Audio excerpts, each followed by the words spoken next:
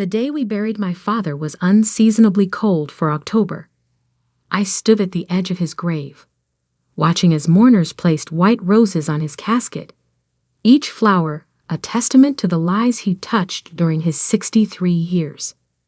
My sister Olivia clutched her husband's arm, her designer black dress and perfect makeup a stark contrast to my simple attire. Even at our father's funeral, she had to make a statement. He should have had a will, Olivia whispered to her husband, loud enough for me to hear. Now everything's going to be so complicated. I closed my eyes, trying to block out her voice. Trust Olivia to think about money while we were literally standing over Dad's grave. But she wasn't wrong. The lack of a will would make things messy. Dad's successful construction company, our childhood home, his investments, everything was now in limbo. My name is Sarah Mitchell, and until 3 weeks ago, I thought I understood my family. I was the quieter daughter, the one who chose to become a high school teacher instead of joining the family business. Olivia was the star, the one who went to business school and worked alongside Dad since she was old enough to read a contract. Sarah. My mother's voice pulled me from my thoughts. She stood beside me, elegant even in grief, her silver hair perfectly styled. Come with me for a moment, dear. We walked away from the crowd, past the rows of granite headstones, until we reached a massive oak tree. Mom's hands trembled as she reached into her purse and pulled out a cream-colored envelope, sealed with wax in an old-fashioned way that was so characteristic of my father. Your father wanted you to have this, she whispered, pressing the envelope into my hands. Open it when you're alone. And Sarah, she hesitated, her eyes meeting mine. Whatever you read, remember that your father loved you. Before I could respond, she turned and walked back to the funeral, leaving me holding an envelope that felt heavier than paper should.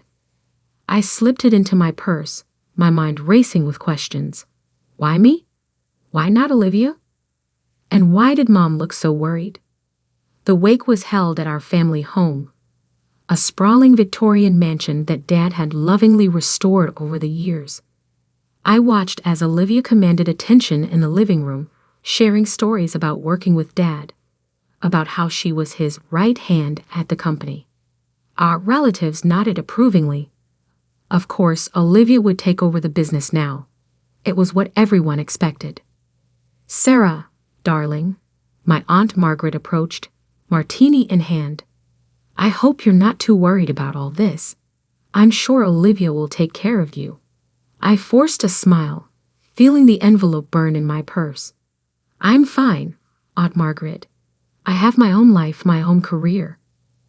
Yes, teaching, she said with a slight grimace. Well, it's admirable work, dear. Though your father always hoped you join the family business. I excused myself and escaped to Dad's study, the one room in the house that still felt entirely his. The leather chair behind his massive oak desk still held the impression of his frame. His reading glasses lay on a stack of contracts, as if he just stepped out for a moment. The envelope felt heavy in my hands as I finally pulled it out. The wax seal bore Dad's signet ring impression, the family crest he'd had specially made when the business took off. With trembling fingers, I broke the seal and pulled out several pages of Dad's distinctive handwriting. My dearest Sarah, the letter began. If you're reading this, then I'm gone, and the time has come for you to know the truth about our family's legacy and why I've worked so hard to protect you from it. I continued reading, my hands shaking more with each paragraph. The words on the page couldn't be real. This had to be some kind of mistake. But as I read further, pieces of my childhood began falling into place. Strange conversations I'd overheard, mysterious business meetings, and why Dad had been so insistent that I stay away from the company. A knock at the study door made me jump. Sarah? Olivia's voice called out. What are you doing in Dad's study? The lawyers are here to discuss the estate. I quickly folded the letter and slipped it back into my purse. Coming, I called out, my voice surprisingly steady despite the chaos in my mind. As I walked back to the living room, where our family lawyer, Mr. Patterson, was setting up his briefcase, I felt the weight of Dad's words pressing down on me. The truth about the company, about what Olivia had done, about why Dad had never written a will. It was all there in black and white.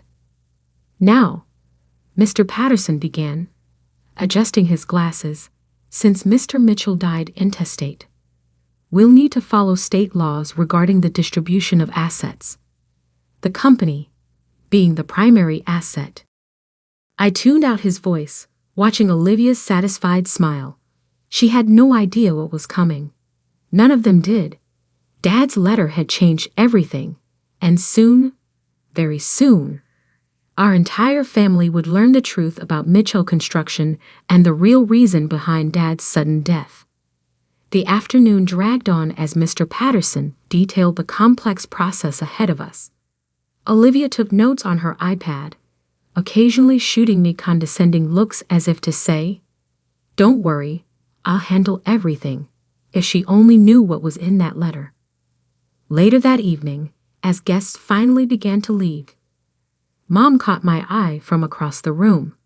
The look we shared spoke volumes. She knew what was in the letter. She knew that everything was about to change. I gathered my things and headed for the door, but Olivia stopped me. "Sarah, we need to talk about the company. I know you've never been interested in the business side of things, but we should discuss your shares. I'm thinking of buying you out. For a fair price, of course." I looked at my sister, really looked at her, and saw what Dad had described in his letter. The ambition, the calculation, the absolute certainty that she deserved everything. "We'll talk soon, Olivia," I said quietly. "There's a lot to discuss." As I drove home that night, Dad's letter safely tucked in my purse, I couldn't stop thinking about his final words. "The truth will cost us everything, Sarah. But it's time for justice. You're the only one I trust to make it right." Tomorrow, I would start digging. Tomorrow, I would begin unraveling the carefully constructed lies that our family fortune was built on.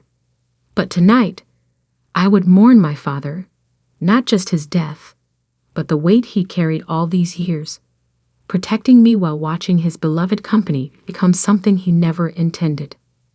The truth would indeed tear our family apart, but as Dad wrote, sometimes destruction is necessary for redemption. The morning after the funeral, I spread Dad's letter across my kitchen table, along with years of newspaper clippings I'd gathered overnight. The Mitchell Construction story was one of local legend. How my father built an empire from nothing, transforming a small contracting business into one of the largest development companies in the state. But Dad's letter told a different story. The company's success, he wrote, came at a price I never intended to pay. When the accident happened at the Riverside project in 2018, I thought it was just that, an accident. But what I discovered in Olivia's files changed everything. I pulled up the news articles about the Riverside project on my laptop. 3 workers had died when a support beam collapsed during construction of a luxury apartment complex. The official investigation ruled it an equipment failure. Mitchell Construction paid the families handsomely, and the story faded from headlines. But according to Dad's letter, Olivia had known about the structural issues weeks before the collapse. She had received multiple reports warning about substandard materials. But instead of halting construction, she buried the reports and pressured inspectors to sign off on the project. "The evidence is in my private safe," Dad's letter continued. "The combination is your birthday. I knew Olivia would never think to try that. Inside, you'll find everything. The original reports, emails, and proof of the bribes. I spent the last 5 years trying to make it right without destroying our family's name. But after what I discovered last month about the new downtown development project, I can't stay silent anymore. My hands shook as I read the final paragraphs. Dad had confronted Olivia just days before his heart attack. The timing couldn't be coincidental. My phone buzzed. A text from Olivia. Meeting with lawyers at 2 p.m. Don't be late like always. I stared at her message, remembering all the times she belittled me, dismissed me as the family failure. The sister who chose teaching over real success. If she only knew what Dad had entrusted me with. At 1:55 p.m., I walked into the Mitchell Construction headquarters. The 20-story building gleamed with success. Our family name emblazoned across the lobby in gold letters. Employees nodded respectfully. They all knew the boss's daughters. The conference room was already full. Olivia sat at the head of the table in Dad's old seat. Mom sat quietly beside her, while various lawyers and executives filled the remaining chairs. "Sarah, how nice of you to join us," Olivia said, her tone dripping with condescension. "We've already begun discussing the transition plan." I took my seat, noting how everyone deferred to Olivia. She had spent years cultivating this image of herself as Dad's natural successor. As I was saying, she continued, "The board has expressed full confidence in my leadership. Given Sarah's alternative career choices, we feel a clean transition would be best. We're prepared to offer a very generous buyout package." The family lawyer, Mr. Patterson, slid a document across the table. "We valued your shares at $5 million, Sarah. Very generous, considering your lack of involvement in the company." I picked up the paper, pretending to read it while my mind raced. They had no idea about the safe, about what Dad had discovered, about what I now knew. "Actually," I said quietly, "I don't think I'll be selling my shares." The room fell silent. Olivia's perfect smile flickered for just a moment. "Don't be difficult, Sarah," she said. "You've never shown any interest in construction. What could you possibly want with shares in a company you don't understand?" I met her gaze steadily. "I understand more than you think, Olivia. In fact, I'd like to schedule a full board meeting for next week. There are some matters Dad wanted discussed." "What matters?" Olivia's voice had lost its smoothness. "The Riverside project, for one," I said softly. "And maybe we should talk about those irregularities Dad found in the downtown development plans." The color drained from Olivia's face. Mom gasped quietly. The lawyers exchanged confused glances. "I don't know what you're talking about," Olivia said, but her hands were shaking as she shuffled her papers. "I think you do. And I think it's time the board knew everything. About the reports you buried, the inspectors you bribed, and exactly what happened the day Dad died." Olivia stood up so quickly her chair toppled backward. "This meeting is over. Everyone out, except my sister." As the room cleared, I could feel the tension building. Mom was the last to leave, her eyes filled with tears as she looked between her daughters. When we were alone, Olivia's mask cracked completely. "Where did you get this information?" "Dad left me a letter," I said, standing to face her. "And a safe full of evidence. Did you really think he didn't know? About Riverside? About everything?" "You're bluffing," she snarled. "Dad would never." "The safe combination is my birthday." I cut her off. "When was the last time you remembered my birthday, Olivia? When was the last time you thought about anyone but yourself?" She moved faster than I expected, grabbing my arm. "Listen to me very carefully, little sister. You have no idea what you're getting into. Take the money and walk away. This is your only warning." I pulled free from her grip. "No, Olivia. You listen. Next week, I'm going to open that safe. And everything you've built on lies is going to come crashing down. I walked out of the conference room, my heart pounding but my steps steady. In my purse, my phone was already recording, capturing every word of Olivia's threat. Dad had taught me well. Always keep evidence. That night, as I sat in my apartment reviewing more of Dad's documents, my phone rang. An unlisted number. "Ms. Mitchell?" a man's voice asked. "My name is James Torres. I was the site supervisor at Riverside before your sister fired me. I heard about your father's death. And there's something you need to know." I grabbed a pen, my hand trembling slightly. "I'm listening, Mr. Torres." "The day before your father died, he came to see me. He said he was gathering evidence, that he was going to make things right. He asked me to testify if it came to that." I closed my eyes, fighting back tears. "And would you? Would you testify?" There was a long pause. "Yes, your father was a good man. What happened to him, it wasn't right." After I hung up, I sat in the darkness of my apartment, thinking about the path ahead. Dad's letter had unleashed a storm that would destroy everything: our family's reputation, the company he'd built, perhaps even our freedom. But as I looked at the photo of him on my desk, his kind eyes smiling at me, I knew I had to finish what he'd started. 3 families had lost loved ones at Riverside. How many more lives would be lost if Olivia's corruption continued? Tomorrow, I would visit the safe. Tomorrow, I would begin gathering allies. And soon, very soon, the truth about Mitchell Construction would finally come to light. The downtown offices were nearly empty when I arrived at 6 a.m. Only the cleaning staff and a few early bird employees roamed the halls.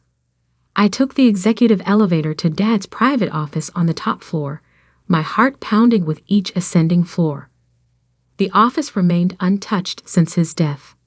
Family photos lined the walls, mostly of Olivia at company events, receiving awards, standing proudly beside Dad at groundbreaking ceremonies.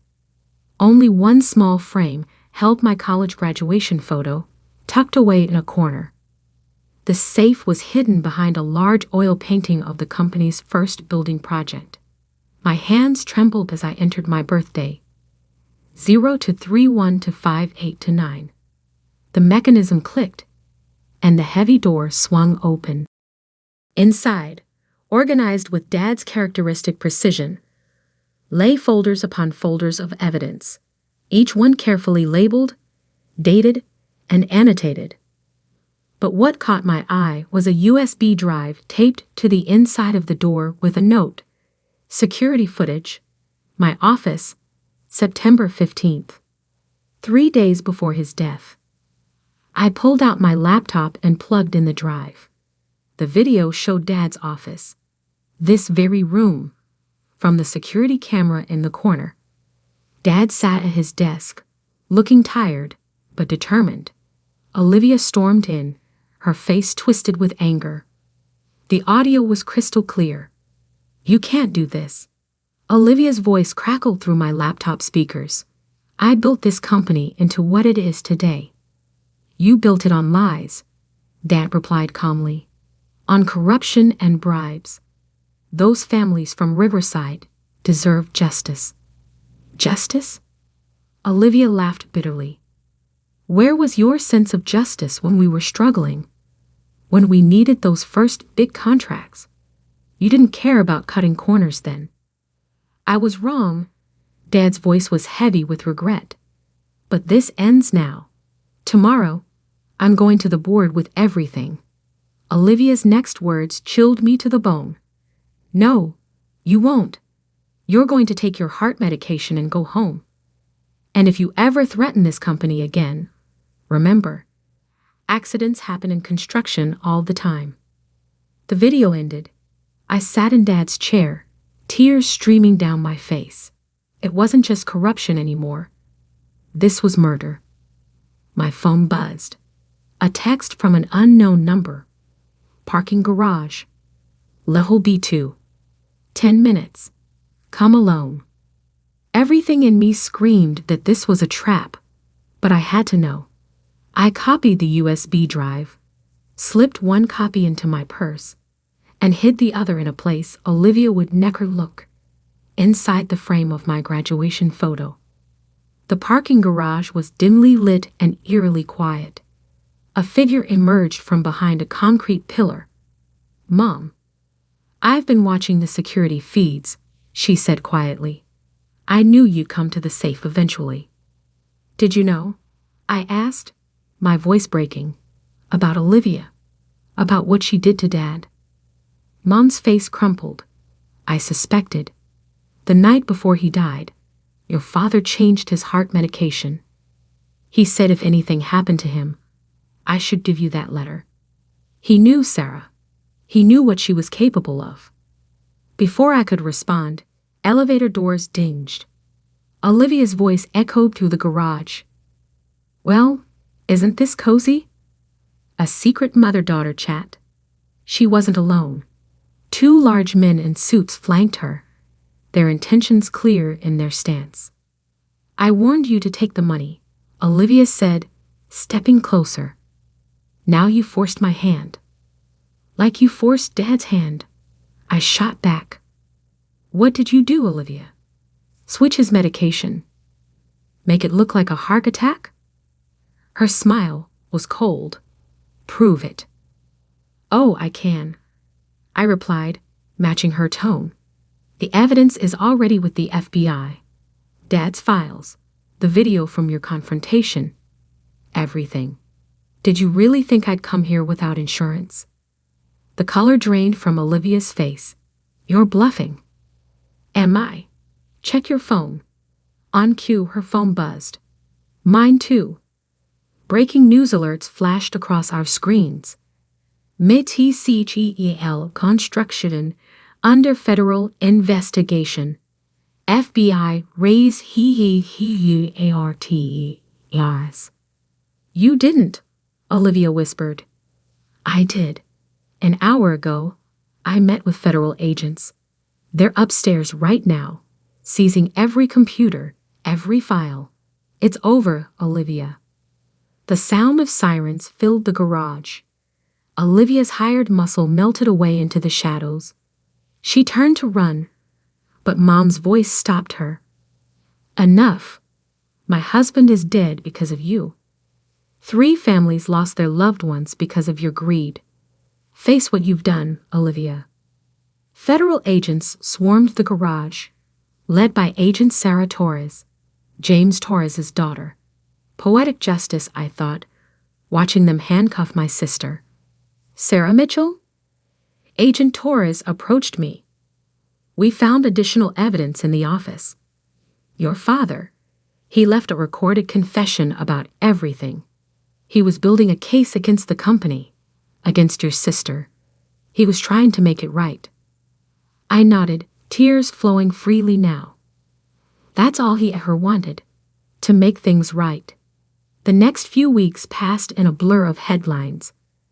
MITCHEL construction CEO, RRESTE, FORFFRAUD, and MURDR, RIVERSIDE, KRAGDW. The 2 Rulichidi revealed. MITCHEL fam Alui empire crumbles, ANISVADAL. The company was dissolved, its assets seized. The families of the Riverside victims finally received justice and the truth about what happened to their loved ones. Mom and I moved away from the city, away from the whispers and pointed fingers. We bought a small house near my school, where I continued teaching. Sometimes, healing comes in the simplest forms. A year later, I visited Dad's grave alone. The family name had been tarnished, our fortune lost, but something more valuable had been saved: the truth. I placed a single rose on his headstone and whispered, "I did it, Dad. I made it right. As I walked away, I thought about that letter that had started everything. Dad knew that giving me that letter would destroy the company he built, tear apart our family, and expose decades of secrets. But he also knew that sometimes the cost of truth is worth paying. The Mitchell name no longer stood for power and success. Instead, it became a cautionary tale about greed, corruption, and the price of silence. But for me, it was simply the end of one chapter and the beginning of another. In my classroom, I teach my students about integrity, about standing up for what's right even when it costs you everything. I tell them that true legacy isn't measured in dollars or buildings, but in the choices we make and the truths we're willing to face. Olivia sits in prison now, serving a life sentence for Dad's murder and the Riverside deaths. Mom visits her sometimes. I don't. Some betrayals can never be forgiven. The last time I saw her, during the trial, she asked me why. Why Dad had trusted me with everything instead of her. Because, I told her, he knew I would choose justice over power. Something you never understood. Now, years later, when people ask about the Mitchell construction scandal, I tell them the real story. Not about the money or the corruption, but about a father's final act of courage, entrusting his quiet daughter with the truth that would both destroy and redeem his legacy. Sometimes the most devastating secrets come in simple cream-colored envelopes, sealed with wax and love. And sometimes the strength to face those secrets comes from the most unexpected places, like a teacher who chose truth over fortune, justice over power, and peace over empire.